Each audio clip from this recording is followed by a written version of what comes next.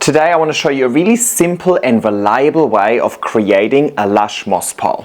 Most of the time I grow 1 or 2 plants up a moss pole and I aim for maturity. But in this instance with my gigas, I'm growing 4 plants up the moss pole, so the moss pole looks lush from all sides. And the best thing is, apart from following my regular chop and extend, I didn't perform any further propagation to get here.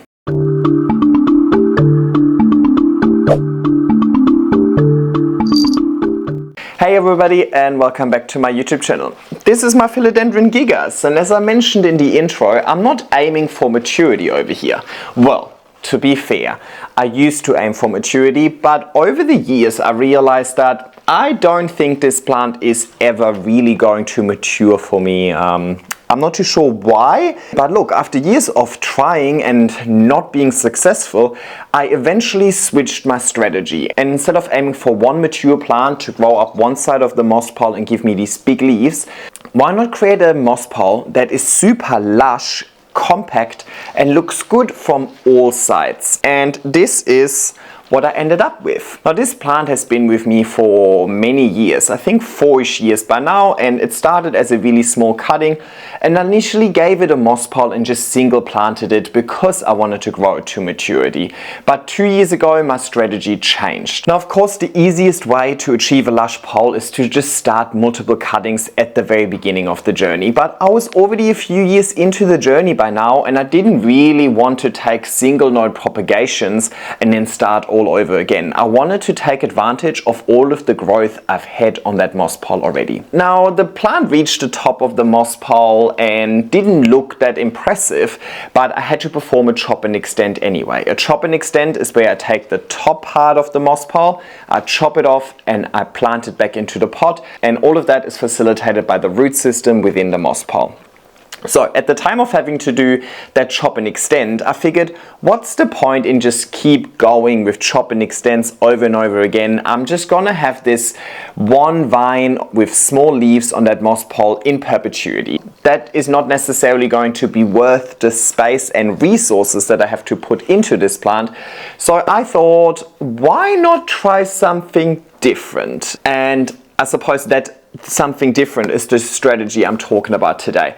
And before we're looking at the clip from 2 years ago, I really tried, trust me I tried, and my Photoshop skills are just not that advanced, but I put a little graphic together for us. Let me put that in here for you. What I was describing over here when I said the plant was just one single vine, reached the top of the moss pole, but wasn't really maturing, it was just the same leaf over and over again. That is that very first pole over there. Now I also kind of lightly color coordinated that over here. So what you can see is that the pole is made out of 2 segments, they're 90 centimeters each. One of them is blue, one of them is red. Well, not in reality, just on my illustration, right?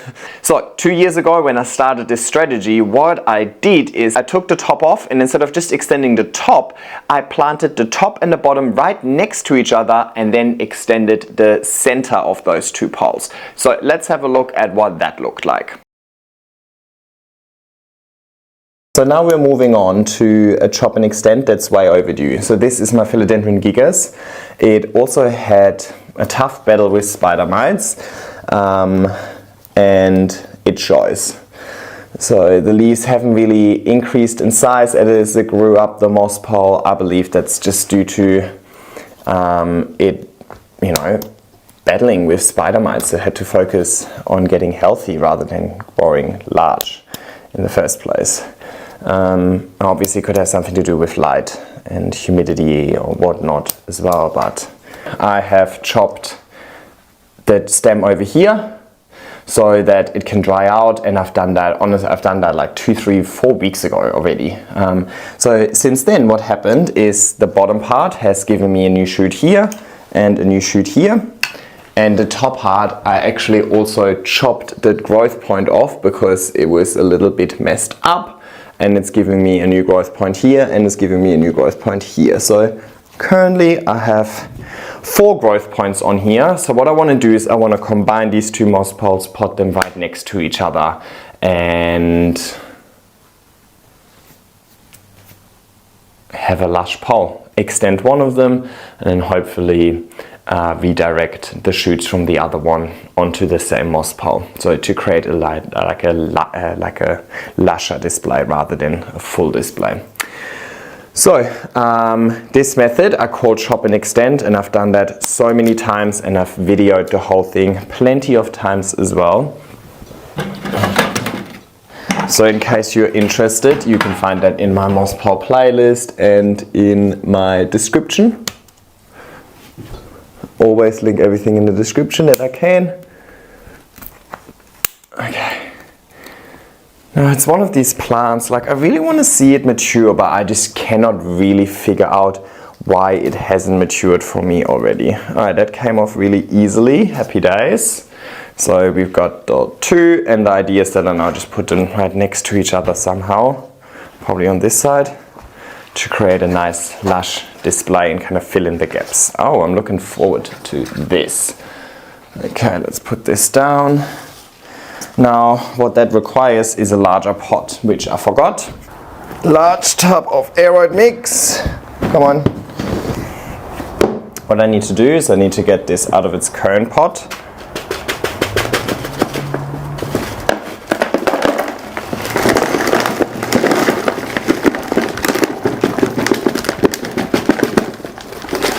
And yes, this aeroid mix is perfectly fine to reuse.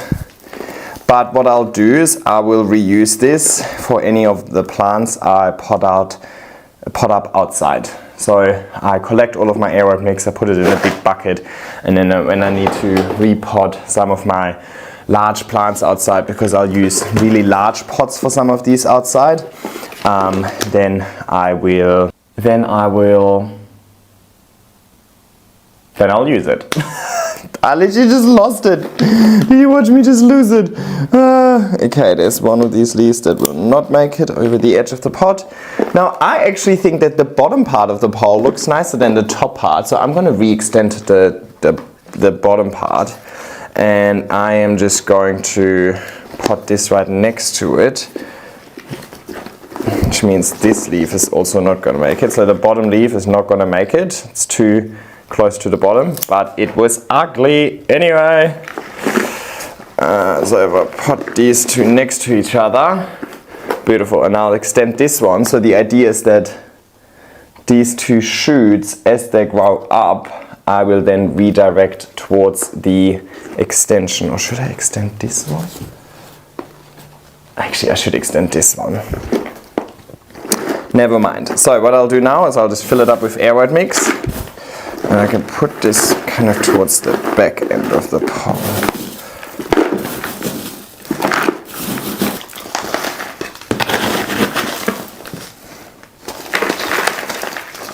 Alright, there we go. I didn't do anything, I didn't compress it or anything like that. I really just pour it in there and then I give it a little shake, but I want there to be air bubbles and so on. I've used a 25 centimeter pot because I'm putting two poles next to each other.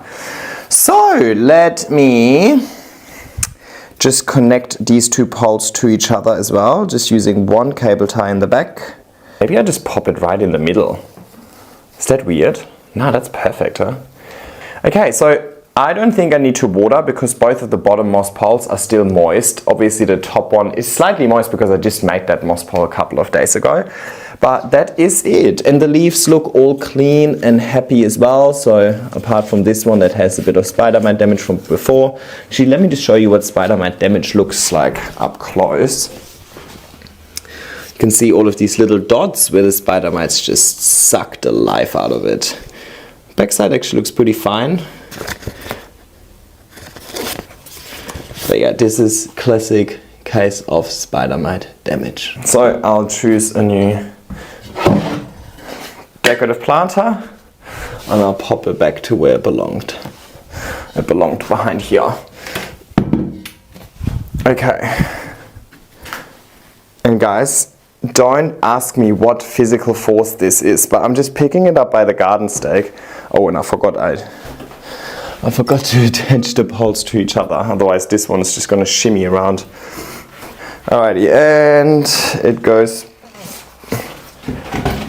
back to where it belongs. Beauty. Now, on a little side note, before we go back to my amazing graphic, I also chopped the tops off over here, right? Which is not necessarily part of the process. I mean, the bottom pole will always have the top cut off because that's the top pole, right? But you obviously don't need to cut off the growth point on the top pole as well. You can just keep that. But I think it actually set me up for success because then the top and the bottom are somewhat on an even playing field. If the bottom needs to reshoot while the top still has the active growth point, the top is way outperforming the bottom, and then with the next extension you might not really get much of that second vine, right? The whole idea is that now both the top and the bottom, the red and the blue one, start one vine up the new moss pole, so I then have two vines on that moss pole. Now you also saw that actually both the top and the bottom reshot in two nodes, which is also not unusual, but it's also not unusual for only one of those nodes to really kick off eventually. The plant then just focuses all of its energy on that node rather than distributing the energy across both growth points. Could have obviously performed another chop of the stem to then help the plant activate the other one, but I didn't really need that. I just wanted to have two vines on that extension for now. And that's exactly what happened. If we go back to my illustrations, the red and blue now both send one vine into the extension, which is illustrated in yellow over here. And that yellow pole now is twice as lush as the red and the blue one, right? So the yellow pole is basically like a combination of the red and the blue pole mixed, like intertwined. But let's have a look at what this actually looks like in practice rather than just my illustration. First things first, this one is my Philodendron gigas. Oh, still got a bottle on it. Now the gigas has two shoots and both here have reached the top of the moss pole. So it's time for a chop and extend. But this morning I have already cut both of the stems over here. Sufficiently moist, I only watered that yesterday, so this one just goes outside for a chop and extend. Quick background on the gigas. I gave you a little bit of background earlier already, but I've done so that was one of my first plants where I put two poles next to each other. So when I did the last chop and extend, I put the bottom and the top next to each other, and each had one shoot on it.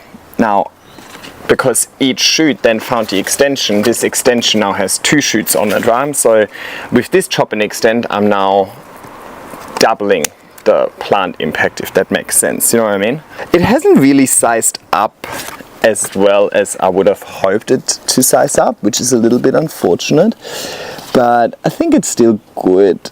I like how little space it takes up. It's a very vertical plant, so it fits perfectly in that room and doesn't take up too much space. But I also think as the plant grows taller, it gets access to less light at the top, hence a bit of a reduction in leaf size that we're seeing.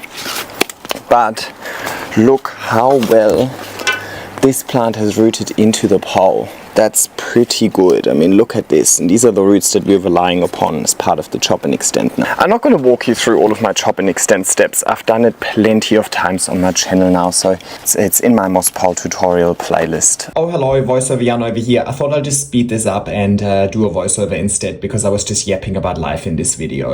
Anyway, I'm just performing a really regular chop and extend, which we will see at the end of this video again in detail anyway. See ya.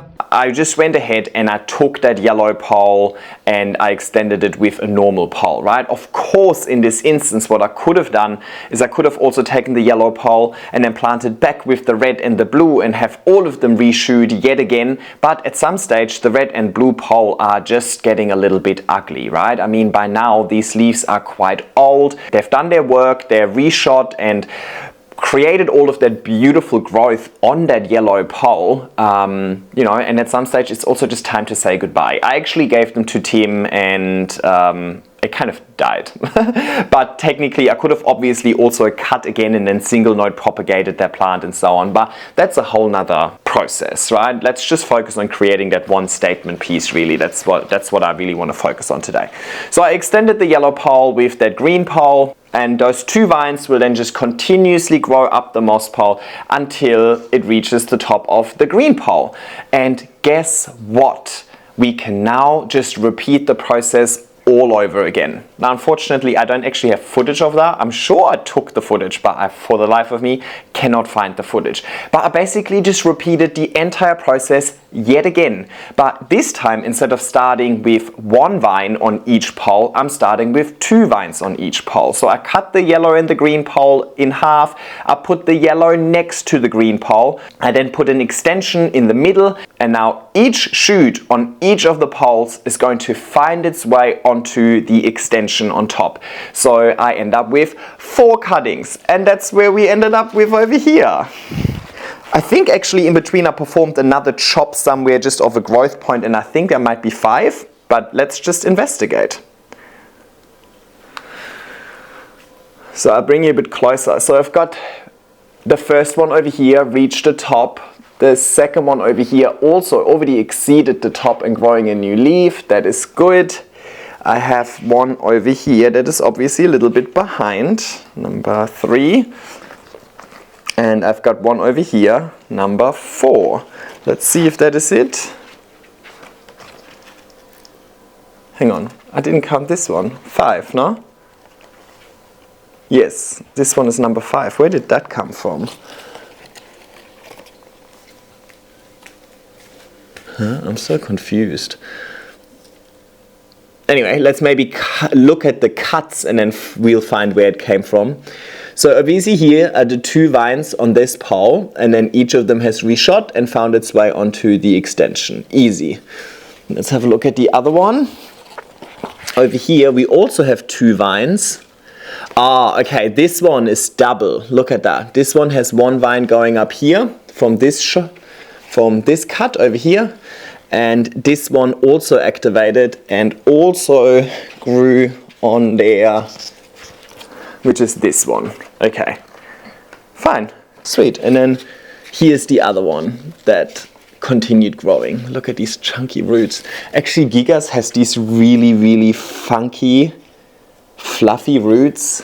Where can I see them a bit better? Here, look at this. Look how chunky and kind of fluffy these roots are. So, little bonus, I had a 5th one as well. One of the shoots actually activated 2 growth points, and both growth points actually eventuated and made it onto here. So, even better. Now obviously it reached the top of the moss pole again, so I am due for another chop and extend, and that's what we're gonna do today as well. Now the chop and extend is my normal process. I do that with all of my plants. That is kind of like the inevitable. What else are you gonna do by the time the plant reaches the top of the moss pole? You always want the new leaves, the nice leaves. Ideally they would also get bigger, but with this one it seems to be kind of like consistent, which again I don't mind because it's actually a nice compact display instead. But the bottom part is getting old, and you know, these leaves have seen better days and so on. Like, of course you always want to continue with the top part. So the chop and extend is an essential part of my process. Whether I do that with 1 plant on the pole, 2 or 10, doesn't really matter. It's always the same process. So I have to do the chop and extend process anyway when the plant reaches the top of the moss pole. Or well, I don't have to, but that's the whole point of the way I grow my plants in the first place, right? So I have to do the chop and extend anyway. So over here, I multiplied the plant without even having to go outside of my chop and extend process. I just used the normal chop and extend that I do anyway to my advantage to then also multiply the plant. I didn't have to do any further propagation. I didn't have to do any single node propagations. It all just happened as part of the normal process, if you know what I mean. The only thing I did differently is that I added the top to the bottom instead of just extending the top. And with a really mature plant, I would never do that because it would be way too lush. It would be taking up too much space. It would be too horizontal of a setup. But with a compact plant like that, it doesn't really make a difference. If anything, it actually looks really good.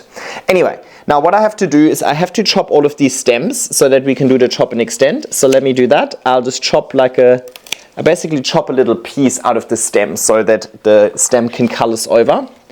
Let's do that. So I should have to do this 5 times. Oh, it smells so good. It smells like philodendron, bro. And over here, you probably can't see this, but there, for example, there's a root, and I'm just gently pulling on the root because the root belongs to the top, and I would love to put this back into the pot. All right, as you can see, I now chopped off all of the stems, or chopped in between all of the stems. Here we go. Alrighty, I'm gonna let these cuts colors over before I perform the next step. And that's why I cut the little gap, so there's airflow. So why don't I just let this colors over for the next 30 minutes or so, and then I'll be back and we can perform the rest of the chop and extend together. Alrighty, and I am back. It's been a little longer than half an hour. The more the merrier, right? So let me just perform a chop and extend for you. And I mean, we've seen plenty of them throughout the video, but maybe this is the one that I'll talk you through a little bit more. Obviously by now I already have the garden stake in the back because that's how I extended the pole in the first place. So first things first, I'm going to chop off the garden stake. And to stop the pole from wiggling around on top of each other, I also cable tie the poles to each other down here, like right here where they meet, right? So I'll just cut that cable tie as well.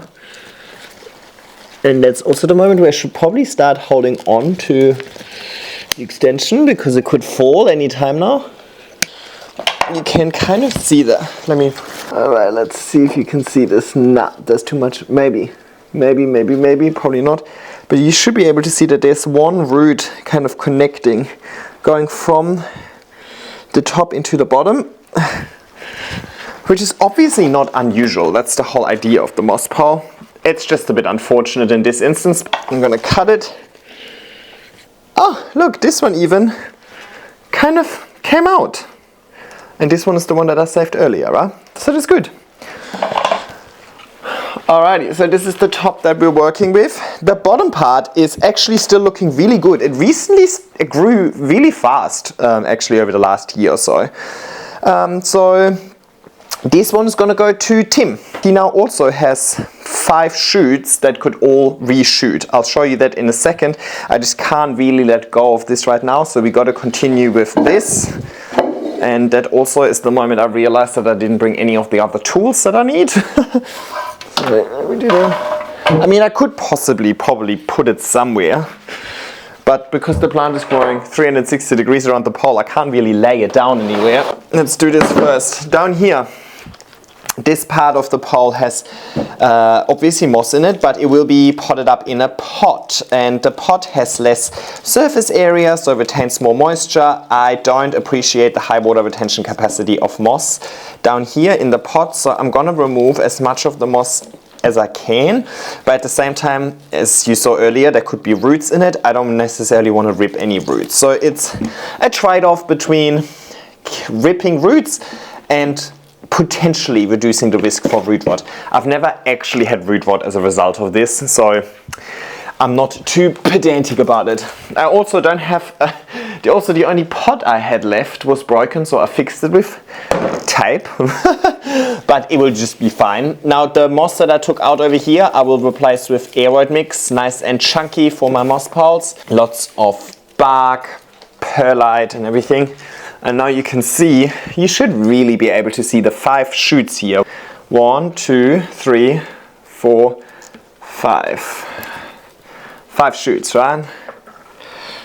I take this, flip it upside down. This root over here that I saved, I'm gonna trail back into the pot. Sometimes there's a few leaves that are now too low in the pot that I'm gonna chop off. And by chopping, I mean ripping, because YOLO. This one over here is a bit low, but I think it will just go yellow by itself shortly. And that's it. Because this plant is growing 360 degrees around the moss pole, I also put it in the center of the pot. If I just have one, I usually put it towards the end to counteract all of the leaves being on one side. I also have no little tool, so I'm just gonna have to do this with my hands and make a mess. Alrighty, we're gonna take the garden stake. Now with so many cuttings in here, I need to find the space where I can put the garden stake in without impacting any of the vines. Oh. Oops. I made an additional drainage hole in the bottom of the pot. Whoopsie. I was very determined to get that stake in there, wasn't I? And now I just cable tie this together. I mean, putting the pole all the way to the bottom of the pot is what keeps the pole stable in the pot.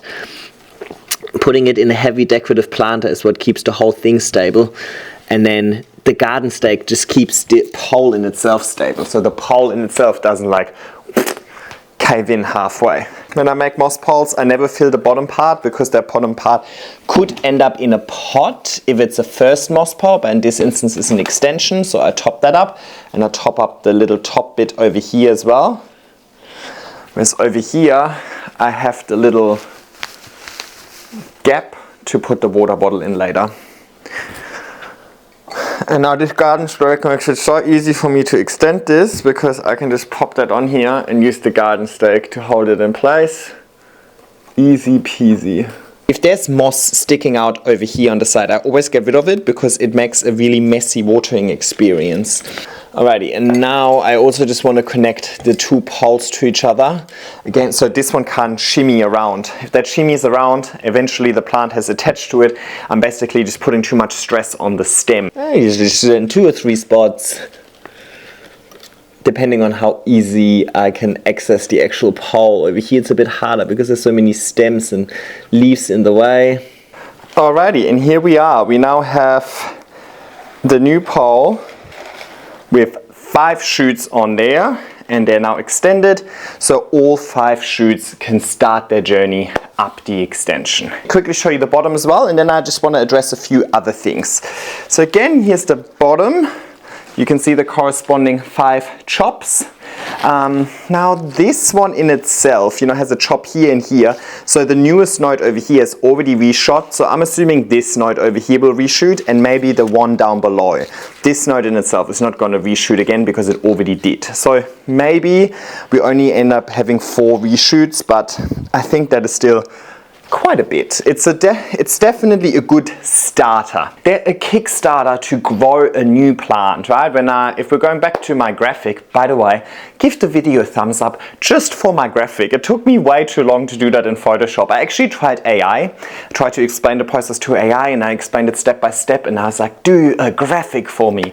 And it failed miserably. So this process is even too advanced for AI, guys, so you heard it here first. Anyway, please give the video a thumbs up just for the sake of the graphic. It took me hours. Anyway, yeah, if we're looking back at the graph, this is now the equivalent of the red and blue pole. Just with 2 vines instead of just 1 vine, right? And at the end of the day, that red and blue pole is there to create a nice lush yellow pole so that the yellow pole can be potted up and then turn into the green pole and so on, right? The bottom parts will eventually decline. Leaves have a limited lifespan. Yes, you can use it to propagate. I could chop this in between every single node. I have 4 vines on here. Probably each vine has 4 leaves. Let's say each vine has 5 leaves. There's probably over 20 nodes on this pole over here. I could chop between every node could reshoot. I could end up with 20 plants on this. What am I going to do with 20 small gigas? There's no point, there's no end result there, right? I think what I can do over here is I can give it to Tim, we can wait for the shoots to reshoot, and eventually once we see new reshoots, then we can maybe put a new pole on here, and then as you saw earlier when I took you closer and cut the stems will then find their way onto the pole.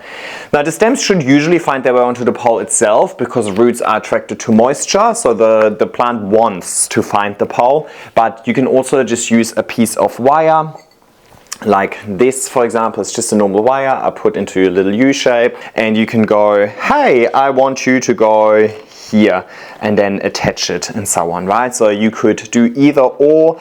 I do it for them to find their way, but also to create a nice display. I think the one thing I neglected over here is rotating it a little bit. This side has heavily been favored, so the back side isn't quite as lush, but still better than nothing. Another thing I wanted to address, when I did when I potted up the red and blue and I extended it, I put the extension in the center, and that is for ease of watering. I have previously also done it where I just extended the existing top, so in that instance what was it, blue, I think. But But the problem here is that then you have one large moss pole and one small one. The large moss pole, fine, you just flip a bottle upside down, that's how you water it. The small one, you can also flip a bottle upside down, but eventually the shoots will grow over the top onto the other pole. So it just makes it a little bit harder of a watering experience because the extension isn't really connected to that secondary pole. If you put the extension in the middle, I water in the exact same process as I water my normal extended moss poles. I just flip a bottle upside down, gravity is going to make the water drain through. The moss actually has really good water absorption capacity, so it makes the whole process really clean and easy. The moss is slowly going to absorb the water and it's slowly going to drain towards the center of the bloody earth, aka down. We're using gravity to our favor over here, and because it all happens quite slowly, the moisture is actually evenly distributed across both of these, right? So it drips from the top into the bottom, but it doesn't like drip, not like a tap would drip. Like it's a really slow transfer of moisture by the moss in itself. So it's still mess free, but at the same time you do have the ability to just pour a little bit more water on either side if you really have to, but I haven't had the need to. I water this pole in the exact same way as I would water this pole over here, and I haven't noticed any difference. Of course you have more pole, so you might need to water a little bit more volume, not higher frequency or different process.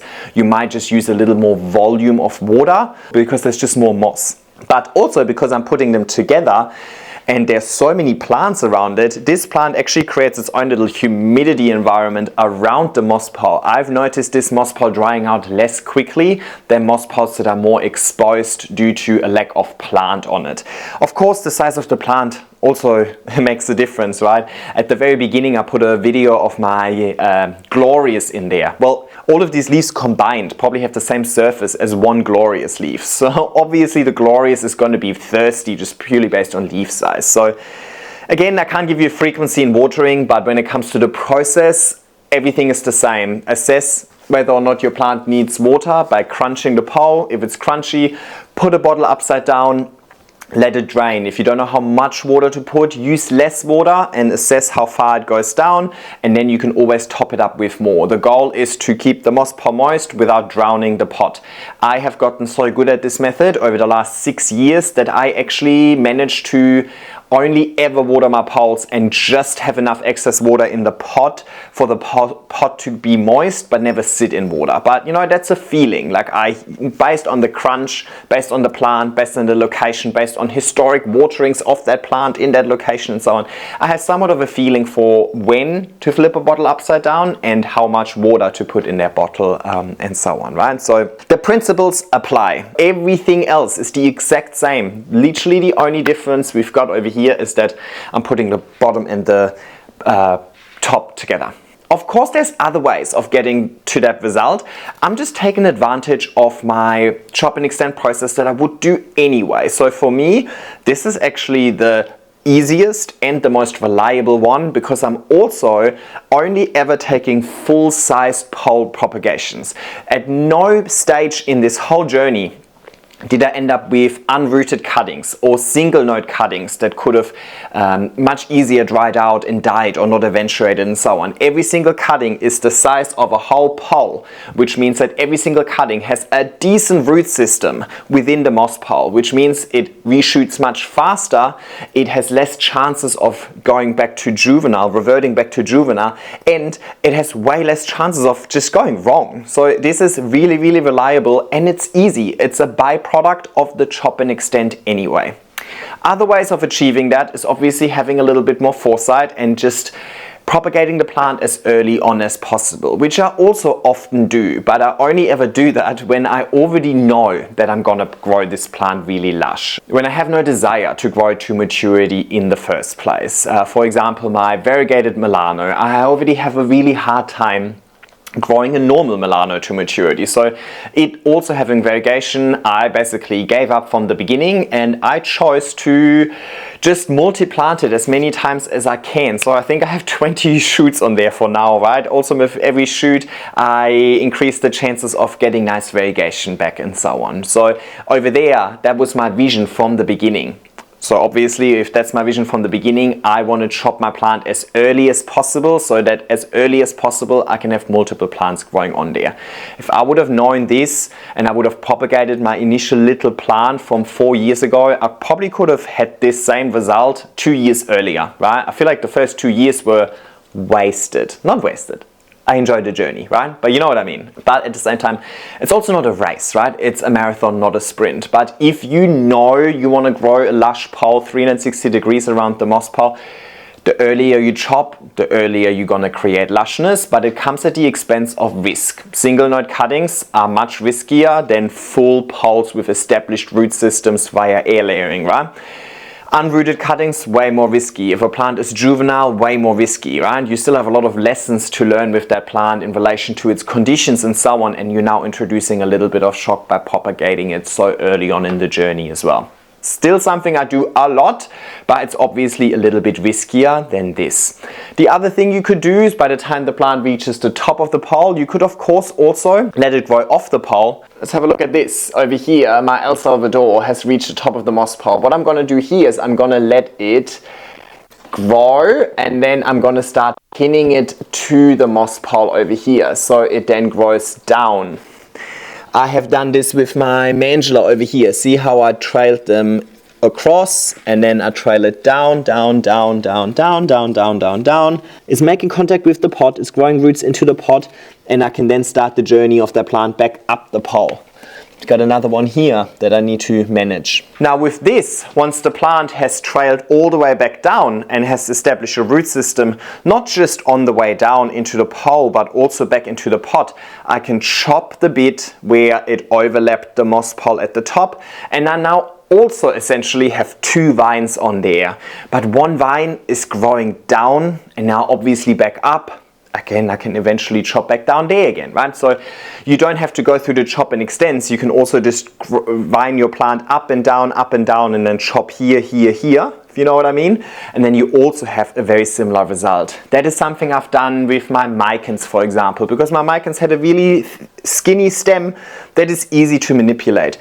Would be very, very hard with, this is quite a thick stem already and the plant is hopefully just getting thicker and thicker with time, right? So you can only really do that with a plant that doesn't have a super thick stem, so you can actually manipulate it.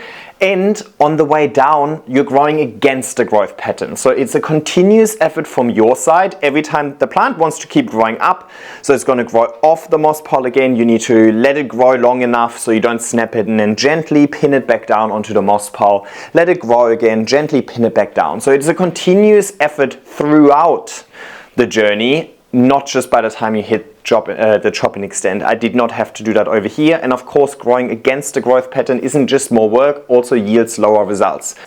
Leaves will certainly decrease in leaf size. You're going to have longer internodal spacing because the plant is trying to grow up. Where possible, I always try to grow with the growth pattern, but with a Micans, for example, it doesn't matter. With my little Monstera siltepecana, it doesn't matter. In that instance, I think the reduction in leaf size and the internodal spacing isn't really a concern, because eventually I'm going to end up with like 10, 15, 20 vines on there anyway. And I never aim for larger leaves and so on. And in that instance, I rather save the chop and extend, and I rather save the actual resources that go into the moss poles. But the gigas is still a really nice plant, and I can actually take advantage of having all of these bottom parts. I mean, by now I don't even know how many bottom parts I've had, but I have this double one, I had another double one, I had a single bottom part throughout at some stage somewhere as well, which I also don't remember where it went, but I'm sure they all went to Timmy or AJ or somewhere. I made somebody happy with that bottom part. So those are obviously the other ways of creating a lush pole, and they all have their advantages and disadvantages, and I think depending on the plant there is different strategies that we can use. Now, no matter which one of these processes you follow to create a lush pole, one thing is certain: it is never guaranteed that all shoots will thrive to the same extent. There's usually 1 or 2 shoots that are outperforming the others will be left behind. All right, let's take, for example, the lowest one is here. The lowest one is right here over there. Now this is not getting enough light because this mature plant in front of it is already shading it, and this mature plant isn't going to stop anytime soon. So I'm certain that these 2 shoots over here will eventually reach the top of the moss pile. By the time these shoots down here will probably just barely reach the extension. And when I then do a chop and extend, these kind of will drop off. Or they will be so small with such a small root system established in the moss pile that the difference is now going to be even greater post the chop, because one has a full 90 centimeter root system, the other one has maybe 10. You know what I mean? So that is normal, and that will always happen. Just because you set up a plant with 4 vines doesn't mean that all 4 vines will make it to the top, doesn't mean that all 4 vines will make it to the next extension, and so on. But hopefully in return you get a little bit more maturity, so maybe you don't need quite as many vines. I still hope that one day I'll figure this plant out and I actually get some mature leaves out of it, because it is called gigas, because they can get really gigantic, right? But for now that's okay. So I just wanted to address that no matter which one of these processes you use, you always run risk of losing a cutting here and there. But guess what? I could just repeat the process again and again and again and again and again, right? With the next chop and extend, I can take these and put them back together. Maybe I just have 2 that reach the top over here, but the bottom one still has 4, and now maybe there's 6 going on to the extension, and so on. I could also buy these shoots a little bit more time by clipping the top off, and maybe it will double shoot and both will eventuate, and so on. We're dealing with living organisms. There's always going to be a little element of unexpectedness. There's always a little unexpected element over here, so we gotta be on our toes and act accordingly. Always keep in mind what you're trying to achieve, and at the end of the day, don't be shy to just chop things, right? If you want multiple plants, at some stage you gotta pick up the scissors. I really enjoyed when I first tried that and realized that, oh my god, this is kind of just no additional work but so much additional benefit. Why shouldn't I do that more often? And I have done that many times since, and it's really become a staple part of my plant journey, and something that I do quite frequently. So I really wanted to put this video together to kind of express that strategy, because I mean, maybe it's implied. Maybe everybody's watching is just like, duh. Old news, like obviously that's possible, but I felt the desire to verbalize it. And maybe there's even just 1 or 2 people that are like, oh, I really like this idea, let me do that, then it was probably worth it. I am super passionate about this way of growing, and to me it's a no-brainer. I don't know how you could understand this process and then decide against a moss pile and for a plank of wood, but I suppose each to their own. Well, you let me know. Did you enjoy this process? Would you do this process yourself? Have you done this process? What plant would you do the process with? Let's have a little discussion in the comment section down below. Please also give the video a thumbs up, subscribe to my channel and click the bell icon so you get a notification every time I upload. And hopefully I'll see you next time. Bye.